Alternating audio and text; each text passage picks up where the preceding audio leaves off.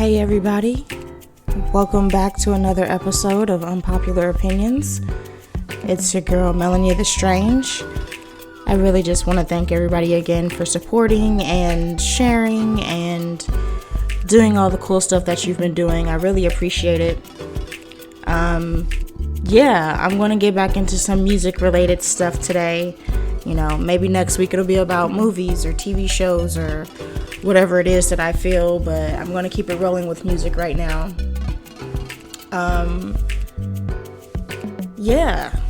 We're going to be talking about Kanye West and his Sunday service type idea. What does that really mean? How does it look? Where did he get this idea from? It's a really interesting concept for me, so I want to delve right into it and give you guys my perspective on what I think he's doing with his artistry. So keep it locked. We're about to start another episode of Unpopular Opinions. Thanks, everybody.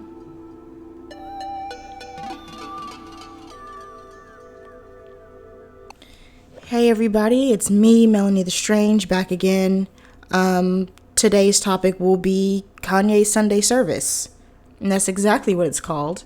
For those of you that don't know, Kanye West, the producer, rapper, whatever you know him as, he is currently having these things called Sunday service.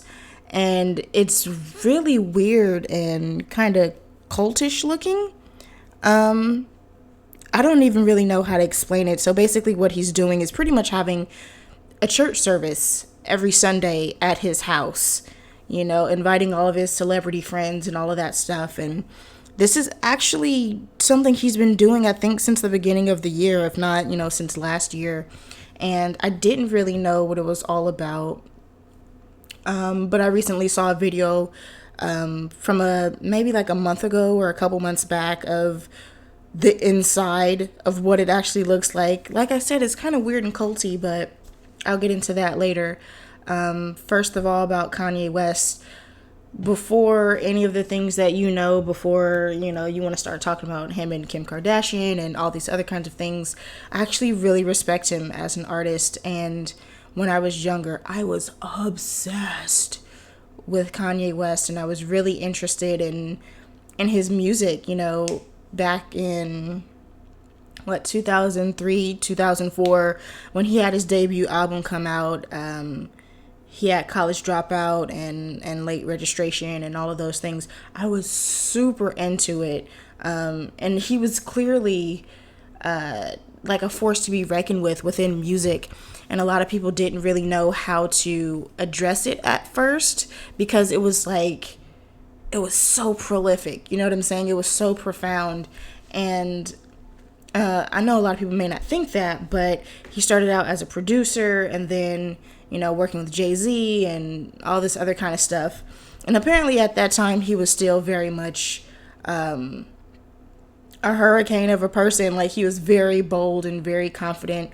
And that's something you kind of have to do when you're a new artist. You kind of really need to be able to sell yourself, sell your product, which is your music or your talent. You have to really be confident in what you're doing and knowledgeable of what it is that you're doing, because that will take you far, as it has with him.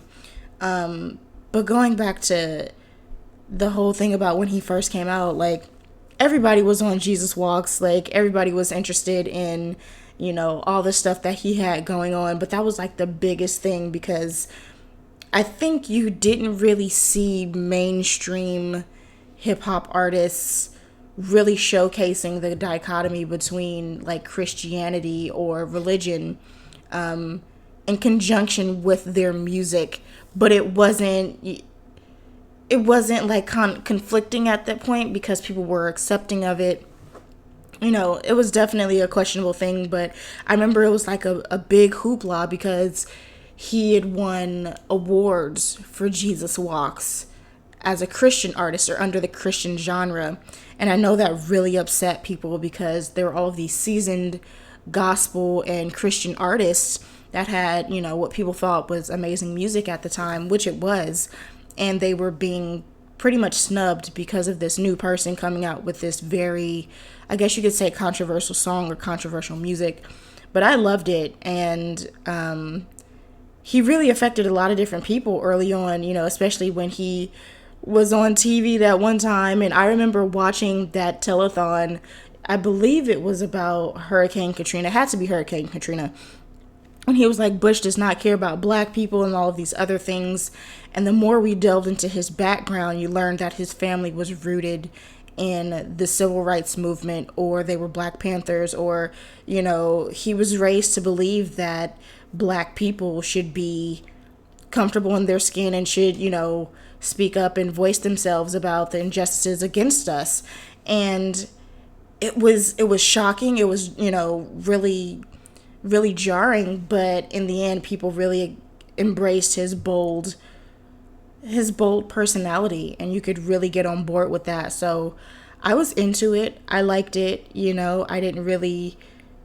I grew up Christian, and I knew all about what they were talking about. I could understand both sides, essentially. I could understand why he was saying and doing the things he did, because you can still have, that love for that religion or that spirituality and not be entirely associated with it. So I could understand both perspectives, but he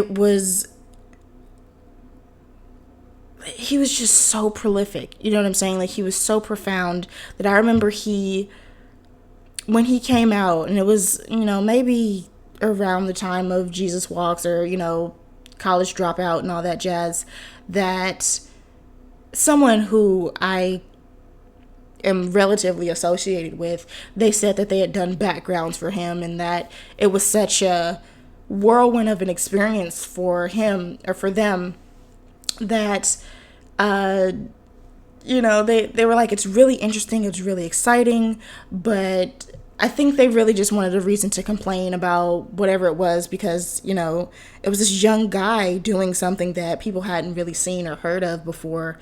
And that was like really big for me, because I was like, hey, I know someone who was in the studio with Kanye West. Like, I know somebody who did X, Y, and Z. So I was like really hyped on this idea. One of my cousins, his middle name is like Kanye. Like, not even gonna joke. Like, he definitely had a role in society in a way that a lot of people don't understand or couldn't understand at the time. So, I've watched his career, Kanye's career. I've watched it, and I can't say I've paid that close attention to it, but I am invested. Like I said, I'm interested in different careers and different, producers and musicians and things like that. So I definitely know a little bit about it. So I followed his albums pretty much throughout the years, loosely listening to things here and there. And I know that at one point, I think it was like 2008, 2009, is when Kanye started to get a little crazy. He was jumping on stage saying, whatever. Because honestly, I agree. Like, Beyonce did have greater music than Taylor Swift. Taylor Swift is boring as I don't know what.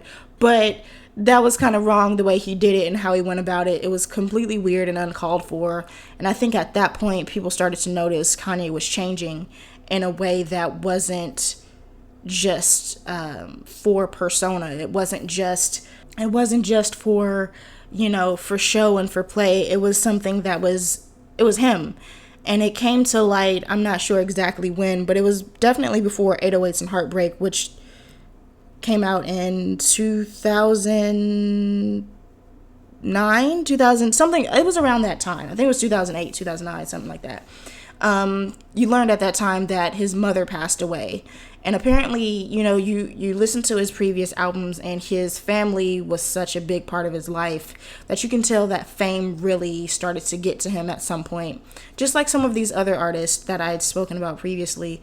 But it was definitely hard on him, and you could see that mentally things were changing for him. And I honestly believe, I'm just going to cut to the chase, that I think Kanye is definitely dealing with some mental health issues that aren't being addressed and the normal way that society would believe, like take your medications and go to therapy and all of these things. He's even openly spoken about, these changes and different things that he's going through, which I think, bringing to light mental health from any perspective is always going to be a positive for me, because I really respect that, and it's difficult for people to talk about that openly, especially as an artist, especially as a black person, as a black man, because those things aren't really encouraged in our culture, not 100%. I mean, it's getting better, but it's still kind of a taboo issue. So for him to speak up about it, it is really, really good and really powerful. However, some of the things that he's doing are like really outlandish and really crazy, and just a little weird. We're going to put it like that. So going back to Kanye's Sunday service, a couple years ago, he came out with the album Yeezus. You know what I'm saying? And for me, going back to the person who was really, really religious when I was younger, saying anything like Yeezus or Jesus or God, or you know what I'm saying, it's kind of weird, because they started doing that like a few albums before that. It was him and Kanye, or him and Jay-Z, saying like, I'm a God and I'm a this and I'm a that. And it was like, okay, I could understand if you're an actually very religious person, how this could be definitely deemed as sacrilegious. You're claiming to be this Messiah type person, and it's kind of weird, So he had Yeezus to come out, and everybody, apparently that was like really great. I didn't listen to that album. I didn't listen to his last couple of albums, mainly because I don't really want to go down that road with his music. But I can definitely still support his artistry, and some of the stuff that he does is really good still. It's definitely, it's rooted in something. But going back to the Kanye Sunday service, he's coming up with this idea of, I am the center of this musical phenomenon. And when you see it, all of the people he has there, all of the performers are like dressed in his clothing line, which is pretty much weird monochromatic clothes that resemble like robes. They're like inside of domes or like on a hill or something. He actually did this whole situation at Coachella this year, and it was like a church service. He had a choir, he had an organ, he had all of these different things. And from what I knew at first, it was just his own personal music rewritten or rearranged in the style of gospel, I guess you could say. Having the huge choir behind him, and having, a choir director, and these, Christian or religious based or, associated instruments like an organ and all these kinds of things. So I was like, man, this is kind of weird and kind of culty looking. And I'm like, honestly, I'm not against cults. If you want to be in a cult, I really don't care. But what I'm saying is that it's to be a pop star, to be a notable figure, to be a person that people easily recognize, and to take on the identity of being, Jesus, or I know his next album is going to be called Yandi, whatever the heck that means. Like, you're taking on this idea that you're this magnificent person. You have these really weird delusions of grandeur, which should be, rectified with medication, but he's clearly not taking medication. But that doesn't mean his artistry isn't good. That doesn't mean that sometimes you do get the songs that are like poopity scoop or whatever the heck it is, but then he had a joint album with Kid Cudi that was actually really good and really dope, like maybe less than a year later. So with this Sunday service, I was trying to understand, like, what is it? Because it felt sacrilegious, and I'm not a religious person, and so I was thinking, you're putting your lyrics, even if you're altering some of the lyrics, you're putting your lyrics up against, this organ and this choir and all these different things, and you're calling it Sunday service. And to be quite honest, this isn't the first time that a performer has done something like this. if anyone has seen the movie Ray, where it's the story of Ray Charles, you learn that Ray Charles actually took like a gospel song, a gospel melody, and changed the words, and you can actually hear that the overlapping of genres and lyrics. You can hear that in his music. And what's crazy is that Kanye West and Jamie Foxx actually took that particular song and made a sample of it, creating, the basis for Gold Digger. I got a woman all over town, X, Y, and Z. It was fascinating. It was like you took a sample of a sample, and it was such a creative thing to see. And when Ray Charles did it way back in the day, in the 50s, I believe, people thought he was crazy too, but that's the creation of the different genres that we have. Like, everything came from gospel music.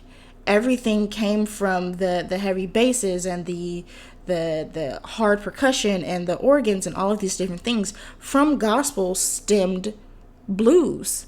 You pretty much took the same idea of what blues was and kind of revamped it and redid it and changed it all around, and everyone was like, oh, okay, well, I'm into it now. Of course, it was demonized by other cultures and other people, but eventually it took on, and so forth and so on. Genres have been created from gospel, and to tweak it is kind of weird, but it's the epicenter of pretty much everything.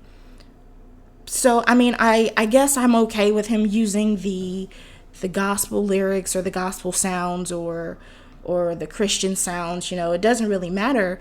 I think the main issue for me is that you're trying to imitate, or you're trying to take on the persona of a religious figure, which is a little unsettling, but also it feels like it's self-serving to a degree. It feels like he's saying, I am Kanyes, Jesus, I am Jesus, come to my church service. And although no one's actually bowing their knees and praying to him, it feels like that's the idea that he's going for, is that I am this person who's created this behemoth of a musical style or a musical change, and I want you to listen to me. You know what I'm saying? He's kind of directing, and you can tell in these videos.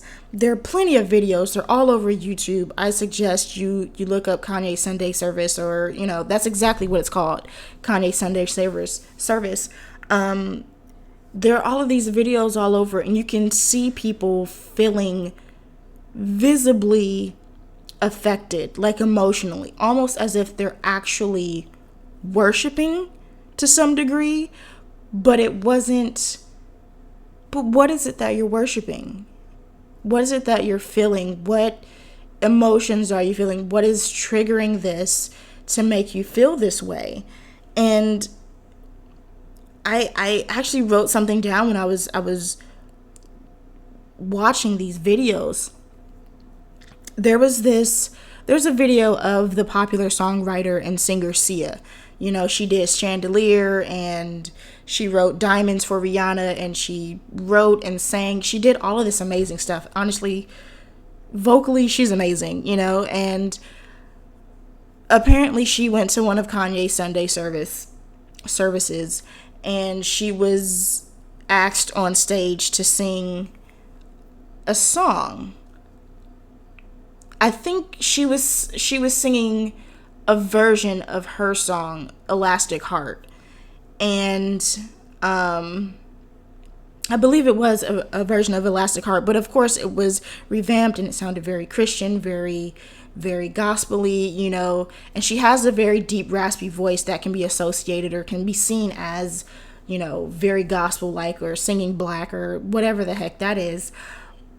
But I had noticed that she, and possibly even Kanye, changed those words to be more religious sounding, to sound as if they're reaching out to God and reaching out to Jesus. So I don't know what it is that he's doing, But for me, it felt very contrived. It felt very forced, because he knows that people are going to gravitate to what he's doing because he is, let's be honest, a musical genius.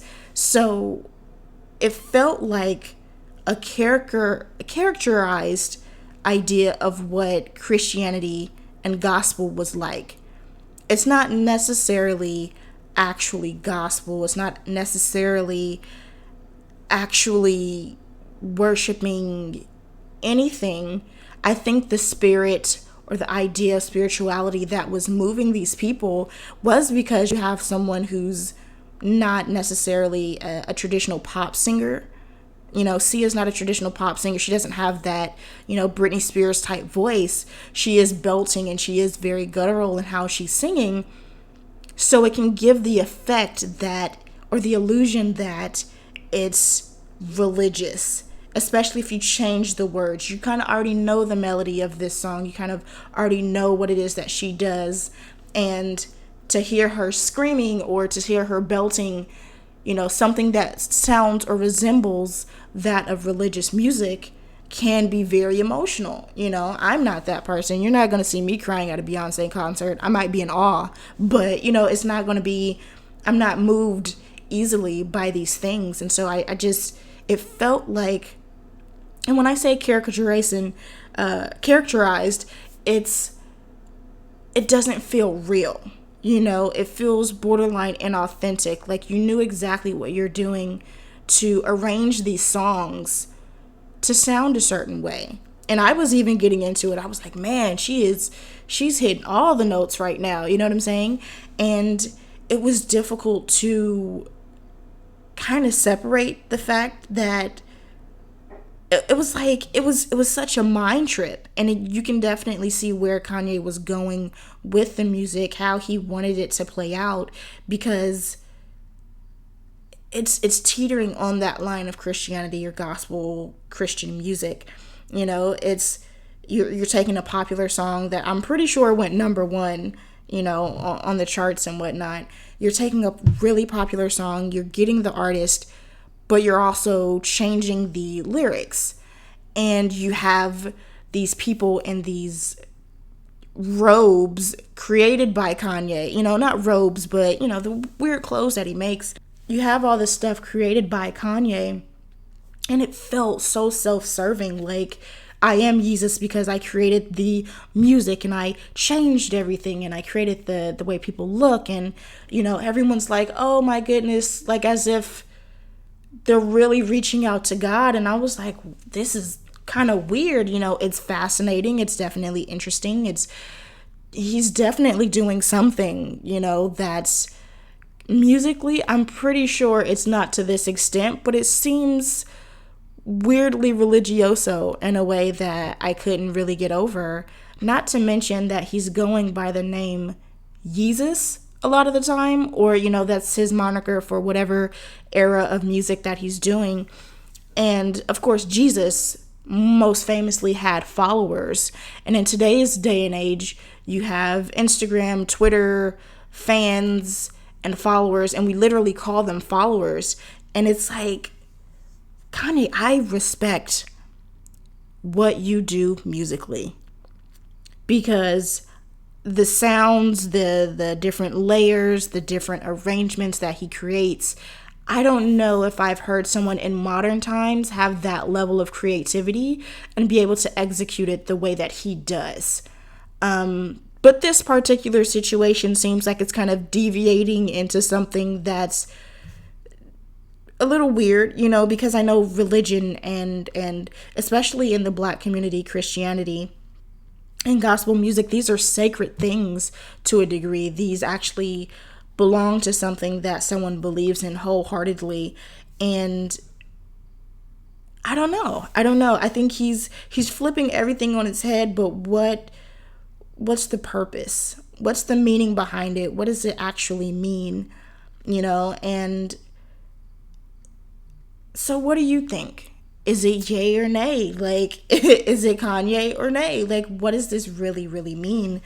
And so it's like, if everything did stem from gospel, because I've taken classes and I know how music works. If all of these things do stem from the African diaspora and the music that was created through the years and through the trials and tribulations that my people experienced, why can't you manipulate it to your own will and to your own way? You know what I'm saying? Especially if it's creative to everyone, and it can almost be experienced by everyone. If they're understanding and they can relate to the music, and if they're completely understanding and knowledgeable of what it is that they're paying attention to, but at the same time, what's his purpose? That's my main concern. What is the purpose of calling it a Sunday service? You're definitely trying to hit on something specific, and we can say that it is an era. Usually when artists go from one album to the next or whatever it is, they have this whole branding and marketing package that goes with that particular album or music or space in time, and you usually refer to it as an era. But this is kind of dragging on a little bit. You know what I'm saying? This is more than an era. The Yeezus album came out 2 years ago at this point, and he started the Sunday service something like last year or this year, something or other. And at first I thought it was just a regular thing. It was just him taking his music and revamping it. That's fine. You know what I'm saying? I get where you're going with that, because a lot of people do that.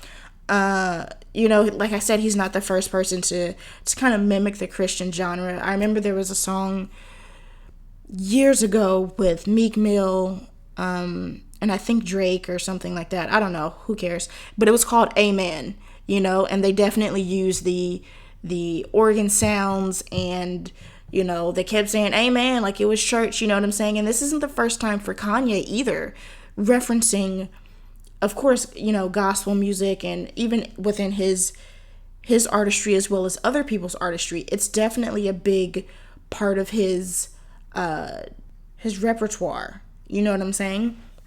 So at first you had Jesus Walks and all of these different things, but I believe in John Legend came onto the scene in 2005, 2004, 2005, something like that.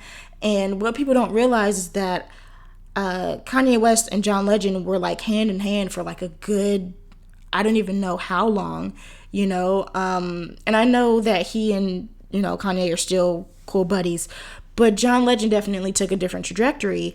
But John Legend's first song was called Used to Love You, and the music video took place in a church, and there was a choir behind, John Legend, and Kanye was in it acting as the preacher or the choir director or whatever it was. So Christianity and religion and God and all of these different ideas culminated together definitely ring true for him.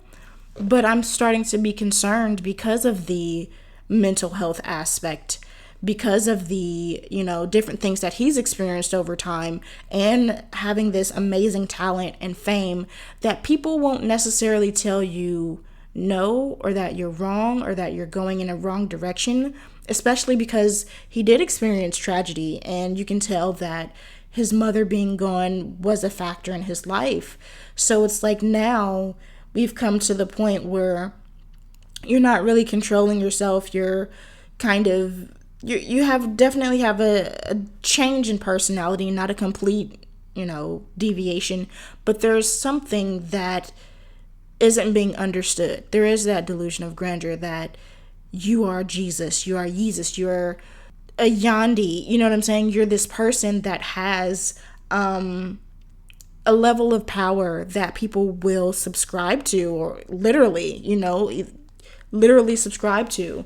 And it's what's happening? What is it that you're trying to tell us? Because it doesn't feel like an era in the Kanye land. It doesn't feel like this is going to end anytime soon. It feels like this is something he's really kind of relaxing into. I can only hope that it's not, but I just want to know, what do you guys think? How do you perceive Kanye's Sunday service to be? What is he trying to say, if anything at all? I really suggest that you guys look on YouTube, or I'm pretty sure there's even an Instagram account attached to it. I'm not promoting anything relating to Kanye West or any other artist. But if you want to go and see what I'm talking about and get a better understanding of what these Sunday services are, and how they sound, or what they look like, it's a different thing, and of course I'd like to meet him and speak to him based on artistry alone, but I don't really know what to make of this Sunday service thing. Like I said, I respect him. I think his music is dope, but at the same time, what are you telling me? What are you saying? What's the underlying meaning and purpose of Jesus and his Sunday service? So I'm going to end there, but yeah, you guys let me know what you think, your thoughts on this whole shebang. Are you into it? Are you not into it? Do you not care about Kanye at all? Are you completely over him and, all the different stuff that he's into? So yeah, just let me know. Hit me up on Instagram or Twitter. You can find me at TheMellanyD. That is the Melanie D. That's on Instagram and Twitter. Thank you to everybody who was reaching out to me, whether you text me or called me, or however you reached out to me and gave me your feedback. I really appreciate it. I kind of want to really keep a dialogue going about these different situations, keep it lighthearted, and talk about different stuff that we're interested in the music industry, movies, movie industry, TV industry, all of that stuff, because I'm into it all. I love it all. So next week I'll probably have something a little bit different for you guys to munch on, to digest. But yeah, I go ahead and share this podcast, tell your friends, get everybody into it. I really just want to reach as many people as I can and try to talk about as much as I can. So thank you, everyone, and it's really good to do this again. All right, guys.